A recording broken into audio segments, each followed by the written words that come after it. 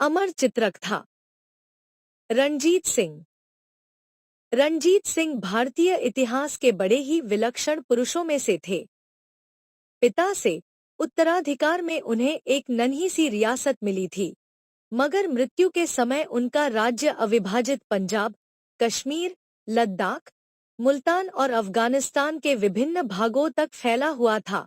उनकी सेना एशिया की सबसे अनुशासित और क्षमतावान सेनाओं में से थी। 13 नवंबर 1780 को जिंद के निकट बद्रुवान नामक छोटे से नगर में राजकौर ने एक बालक को जन्म दिया। यह बालक भाग्य में महानता लिखाकर लाया था। आगे चलकर वह रणजीत सिंह कहलाया। रणजीत शक्तिशाली और साहसी बालक था। एक दिन चिनाब नदी के किनारे रणजीत अपने मित्रों के साथ था। रणजीत ने कहा, नदी चढ़ी हुई है। एक मित्र बोला, हम इसे तैरकर पार न कर सकेंगे। रणजीत ने कहा, मैं कोशिश करूंगा। मित्र बोला, मूर्ख न बनो।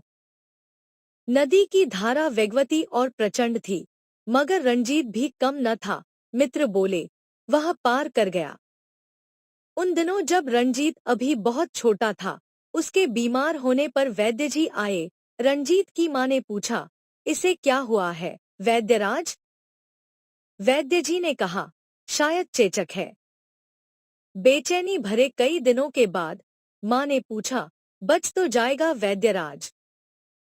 वैद्य जी ने कहा, जी हाँ, मगर उसकी बाईं आंख न बचेगी।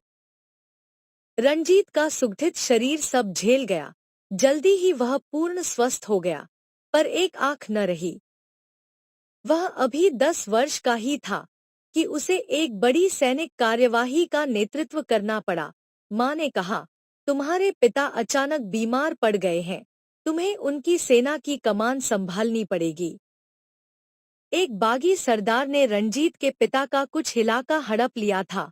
उसको बताया गया, सरदार महान सिंह बीमार है, हमें उखाड़ फेंकने के लिए उसने अपने बेटे को भेजा है। सरदार बोला, वह 10 बरस का छोकरा, हा हा हा। मगर रणजीत साधारण बालक न था। उसने कहा, सदर दरवाजे पर बमबारी करो। मगर अचानक सैनिक बोले, हम पर पीछे से हमला हो रहा है सरकार। रणजीत ने कहा, आओ मेरे बहादुर सैनिकों, पहले उन्हीं से निपट लें। सैनिक बोले, हमारा नेता अभी है तो बालक, मगर लड़ता शेर की तरह है। दुश्मन का सफाया हो गया। रणजीत ने कहा, जीत हमारी है। उत्साहित होकर रणजीत सिंह के सैनिकों ने किले पर फिर हमला शुरू किया। मुकाबला कड़ा था, फिर भी भीतर जाने का रास्ता बन गया। रणजीत ने कहा, तोप ने फाटक में सुराख कर दिया है, यही मौका है, बढ़ो मेरे वीरों। हिम्मत खोकर दुश्मन ने जल्दी ही हथियार डाल दिए। बागी सरदार बोला, मैंने कभी नहीं सोचा था कि 10 वर्ष का लड़का मुझे हरा देगा। लेकिन जीत की खुशी में शोक की छाया मौजूद थी। सैनिक ने आकर बताया, स्वामी एक शोक समाचार है। रणजीत ने पूछा, क्या? सैनिक बोला, आपके पिता नहीं रहे। रणजीत घर लौटा, जहां शोक छाया हुआ था। अगले वर्ष रणजीत सिंह को मारने की कोशिश की गई, पर वे बाल बाल बच गए। उनके होशियार घोड़े ने पिछले पैरों पर खड़े होकर प्राण रक्षा की। रणजीत सिंह को इतना ही चाहिए था, उन्होंने हमलावरों को मार गिराया। 15 वर्ष की आयु में एक शक्तिशाली सिख कुल की बेटी के साथ उनका विवाह हुआ। जल्दी ही उन पर अपनी सास सदाकौर का प्रभाव पड़ने लगा, जो कि एक अद्वितीय महिला थी। सदाकौर ने कहा, रणजीत मुझे तुमसे बड़ी बड़ी आशाएं हैं। वे चाहती थी कि पंजाब संयुक्त हो और रणजीत सिंह उसका शासक बने। सदाकौर ने रणजीत से कहा, पंजाब को एक ही शासक चाहिए। रणजीत बोला, मैं दूसरे सरदारों को मेरी अधीनता स्वीकार करने को मजबूर करूंगा। किंतु इस दिशा में कदम बढ़ाने से पहले ही एक अन्य संकट ने रणजीत सिंह का ध्यान बंटा लिया। अफगान शासक शाहजमां ने पंजाब पर हमला कर दिया। उसका सेनापति बोला, यह कार्रवाई हमारे लिए बड़ी आसान होगी। शाह जमां ने कहा, सिख लड़ाके तो अच्छे हैं, मगर उनके पास कोई नेता नहीं है। मगर यह शाह की भूल थी। सदाकौर ने रंजीत से कहा, अफगानों का मुकाबला करके तुम्हें दूसरे सरदारों के सामने उदाहरण कायम करना चाहिए। रंजीत सिंह की सेना संख्या में कम थी, फिर भी उन्होंने शक्तिशाली अफगानों का मुकाबला करने का फैसला किया। अत्यधिक आत्मविश्वासी अफगान दृढ़ प्रतिज्ञ प्रतिरोधी द्वारा पीट दिए गए। रंजीत सिंह के सैनिक कह उठे, देखो वे भाग रहे हैं, विजय हमारी है। रंजीत सिंह की महान विजय से समूचा पंजाब गर्व से भर उठा। लोग कहने लगे, आखिर हमें एक महान नेता मिल ही गया। मगर क्या बाकी सरदार उसकी अधीनता स्वीकार करेंगे? रंजीत सिंह के सरदार ने उनको बताया, लाहौर से एक शिष्टमंडल आपसे मिलने आया है। शिष्टमंडल के लोग बोले, हमें लाहौर के नागरिकों ने यह कहने के लिए भेजा है कि आप लाहौर का शासन संभाल लें। लाहौर पंजाब की राजनीतिक राजधानी थी। समूचे पंजाब का शासक होने के लिए रंजीत सिंह के लिए यह आवश्यक था कि लाहौर पर उनका शासन हो। लाहौर पर 3 सरदारों का शासन था।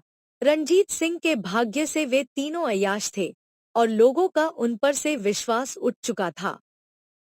एक नागरिक बोला, हमारी गाढ़े पसीने की कमाई सरदार शराब पर फूंक डालते हैं।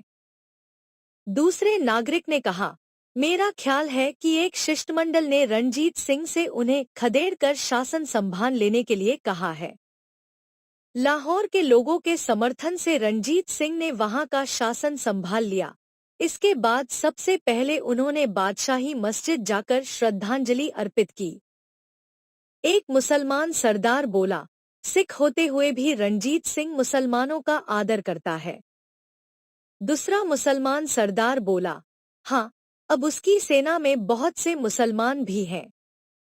इसके बाद रंजीत सिंह ने जम्मू के राजा को हराया। 12 अप्रैल 1801 वैशाखी के दिन रंजीत सिंह पंजाब के महाराजा घोषित हुए। महाराज चिरंजीवी हों। राजतिलक के बाद लाहौर के जनमार्गों पर रंजीत सिंह की हाथी पर सवारी निकली। हर्षित जनता पर सिक्के बरसाए गए। महाराजा बनने के बाद भी रंजीत सिंह ने सादगी नहीं छोड़ी। उनके सरदारों ने कहा, महाराज, अब आपके लिए एक अनूठा सिंहासन होना चाहिए।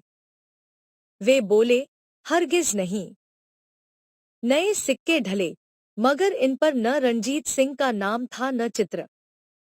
इन पर गुरु नानक का नाम व चित्र थे। रंजीत सिंह ने सिख साम्राज्य की नहीं, वरन एक ऐसे पंजाब राज्य की स्थापना की जिसमें सिखों, हिंदुओं और मुसलमानों के समान अधिकार थे। एक हिंदू नागरिक दरबार में आकर बोला, हुजूर, आपके सिख सिपाहियों ने मेरा घर लूट लिया है। रंजीत सिंह ने कहा, उसका सामान वापस कराओ और सिपाहियों को सजा दो। वे हर संप्रदाय के धार्मिक उत्सवों में भाग लेते। दशहरे पर वे रावण के पुतले के दाह में शामिल होते। ईद पर वे मुसलमान मित्रों को मुबारकबाद देने जाते। ईद मुबारक, ईद मुबारक। नानक जयंती के दिन वे सपरिवार अन्य सिखों के साथ अमृतसर के स्वर्ण मंदिर में स्नान करते। रंजीत सिंह के दरबार में भी उनकी धर्मनिरपेक्षता के दर्शन होते थे। रंजीत सिंह की आंख का इलाज होना था। वे पत्नी से बोले, मेरी आंख मुझे बहुत कष्ट देती है। पत्नी ने कहा, अजीजुद्दीन को बुलाइए, वह जाने माने हकीम है।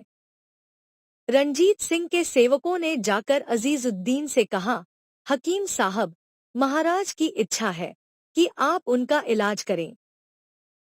हकीम साहब आकर बोले, मैं आंख में डालने की दवा देता हूँ, इससे आपका कष्ट मिट जाना चाहिए। रंजीत सिंह की आंख को लाभ हुआ। अजीज नियमित रूप से उनके दरबार में आने लगा। एक दिन रंजीत सिंह ने अजीज से कहा, आप अनुपम चिकित्सक हैं, कृपया मेरे दरबार में पधारिए और शाही चिकित्सक का पद स्वीकारिए। अजीज ने कहा, मैं सम्मानित हुआ। अजीजुद्दीन ने तेजी से प्रगति की और जल्दी ही रणजीत सिंह का विश्वास पात्र सलाहकार बन गया। एक दिन रणजीत सिंह ने कहा, अजीजुद्दीन, राज्य में फैले धार्मिक भेदभावों के बारे में तुम्हारा क्या विचार है?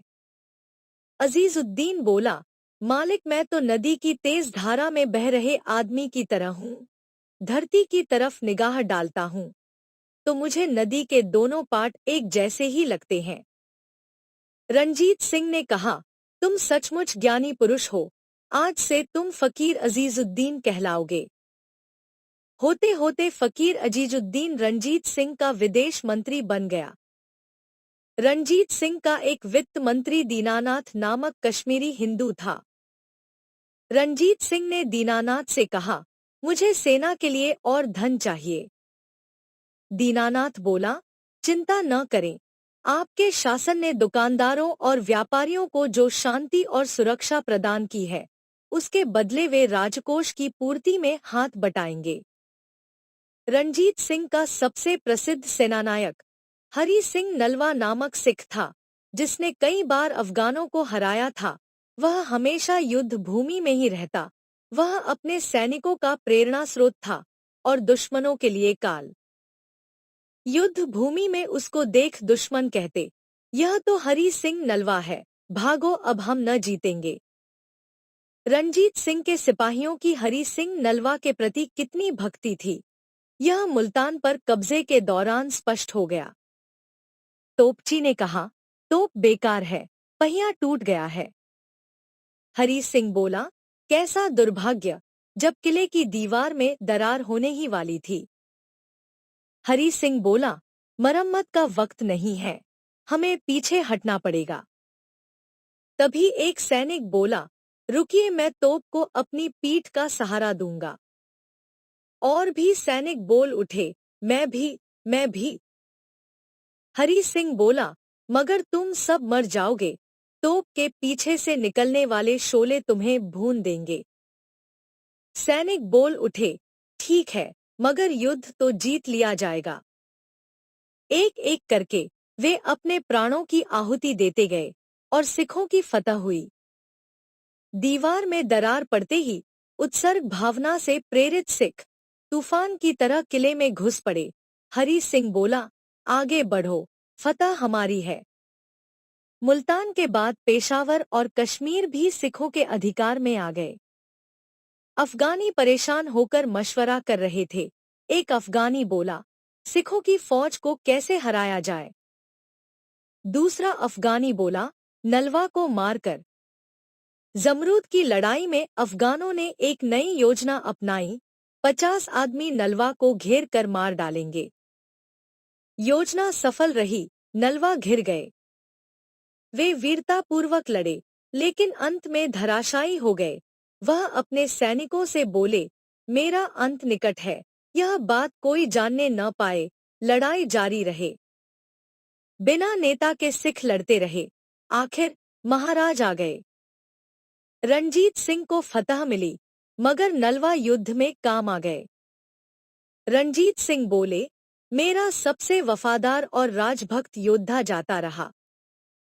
रणजीत सिंह के एक अन्य सेनानायक जोरावर सिंह ने लद्दाख जीता और तिब्बत के मध्य तक जा पहुंचा। विश्व भर में रणजीत सिंह की कीर्ति फैल गई। फ्रांस के राजा ने एक फ्रांसीसी यात्री द्वारा उनके बारे में सुना। फ्रांसीसी यात्री फ्रांस के राजा से बोला, महाराज, हिंदुस्तान में एक नए विजेता और राजनेता का उदय हुआ है, शेरे पंजाब, रणजीत सिंह। फ्रांस का राजा बोला, तब तो मुमकिन है कि वह अंग्रेजों को हराकर हमारा साथी बन जाए। रणजीत सिंह की सफलता से अंग्रेजों के कान खड़े हो गए। बैठक में अंग्रेज अफसर बोला, रणजीत सिंह बहुत शक्तिशाली होता जा रहा है, क्या करें? दूसरा अफसर बोला, उससे लोहा लें। अंग्रेज अफसर बोला, नहीं, वह बहुत शक्तिशाली है, उससे संधि कर लें और उसकी मृत्यु की प्रतीक्षा करें। दोनों पक्षों में संधि हो गई। रणजीत सिंह का एक सरदार बोला, अंग्रेजों का कभी भरोसा न कीजिएगा। रंजीत सिंह ने कहा, ठीक कहते हो, हमें अपनी सेना को आधुनिक बनाना होगा। पैदल सेना का एक नया दस्ता स्थापित किया गया। तोपचियों और बंदूकचियों से लैस एक शक्तिशाली तोपखाना भी स्थापित किया गया। घुड़सवार सेना को और भी शक्तिशाली बनाया गया। पंजाब से बाहर के श्रेष्ठतम सैनिक रंजीत सिंह की सेना में भर्ती हुए, खासकर गोरखे। कोहिनूर हीरा रंजीत सिंह के शासन की अद्वितीय उपलब्धि थी। ऐसा माना जाता है कि यह हीरा कभी पांडव राजा धारण करते थे और मुगलों के समय में यह तख्ते ताउस की शोभा बढ़ाता था।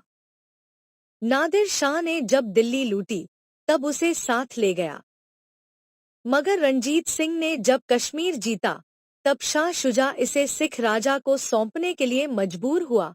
उसने कहा, यह आपका है, दुनिया का सबसे बड़ा हीरा। रंजीत सिंह के शासनकाल का अब अंत आ पहुंचा। 1837 में बड़ी धूमधाम से उसके पौत्र नौनिहाल सिंह का विवाह हुआ। एक वर्ष के बाद लॉर्ड ऑकलैंड से भेंट के दौरान फिरोजपुर में उन्हें दिल का दौरा पड़ा। लॉर्ड ऑकलैंड ने पूछा, क्या हुआ? बताया गया, महाराज को दिल का दौरा पड़ा है।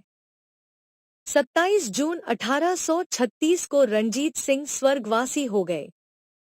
उनके लिए चंदन की चिता तैयार की गई और उसी में कूदकर उनकी सारी रानियां भी सती हो गईं।